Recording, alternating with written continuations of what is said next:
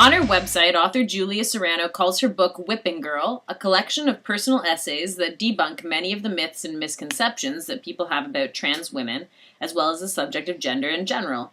I choose to open this review with Serrano's words because Serrano so strongly advocates for the inclusion of the voices of trans people in discourse about them, and for the basic right of all people to describe ourselves as we see fit. Maybe that right extends to describing one's work, too? Serrano's work is divided into 4 sections. First, an introduction.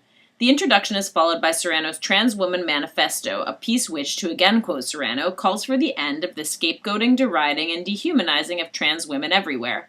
Here we first encounter a central idea of Serrano's writing, that trans women are oppressed by oppositional sexism, which Serrano will talk about primarily in part 1 of her book, and which includes transphobic, cis-sexist, and homophobic forms of prejudice, as well as by the traditionally sexist forces that value masculinities over femininities, forces on which Serrano will focus in part 2 of Whipping Girl, and which include prejudices mired in misogyny and transmisogyny.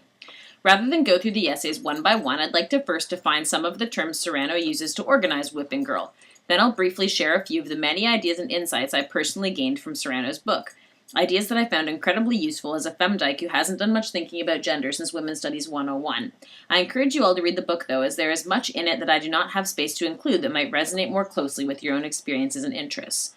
Serrano identifies oppositional sexism as a negative force acting against the interests of trans women. Oppositional sexism is a grand narrative that casts men and women as opposites, insisting that all people born with a penis exhibit certain traits, while all people born with a vagina exhibit other, opposite traits. Prejudices based in oppositional sexism include transphobia and homophobic ideas, which most of us are probably somewhat familiar with, and cis-sexism, which may be new or at least less familiar. Serrano writes at length about cis-sexism, but for the purposes of a soundbite definition in this brief presentation, I will say that cis-sexism is discrimination arising from an assumption that all people are cis-sexual. That is, that they do not feel uncomfortable with the sex they were born into or think of themselves as or wish they could become the other sex. Cis-sexism is also discrimination based in cis-sexual gender entitlement. That is, the entitlement cis-sexual people feel to classify others who see themselves as members of our same gender, or to decide whether or not these others truly are the same gender as we are. An example being the actions that cisgender lesbians take against trans women at the Michigan Women's Festival when they deny entrance.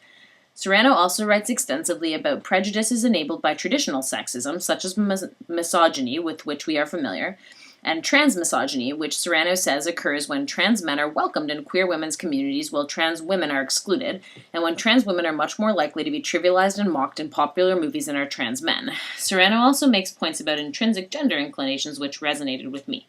She sees no point in punishing those of us, trans, cis-sexual, whatever, for whom a traditionally masculine or feminine gender identity, to quote Serrano, feels right.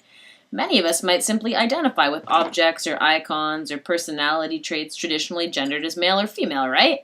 Hell yeah, I know I do. So, as a society, and especially as feminists, we shouldn't set up a radical versus conservative gender binary and punish those of us who identify one way or the other. We should defer to each individual on the validity of the gendered expressions each gravitates towards.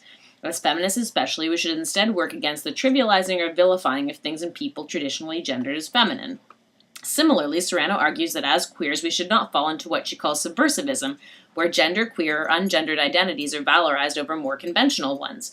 Instead, we should form alliances to work towards the societal changes that will benefit both groups. And of course, we cisgendered feminine women must stop using our gender entitlement to exclude trans women from the category of femininity. After all, it is a fact that trans women choose femininity, a concept that is so often disparaged, that leads to most discrimination against them, as well as against us.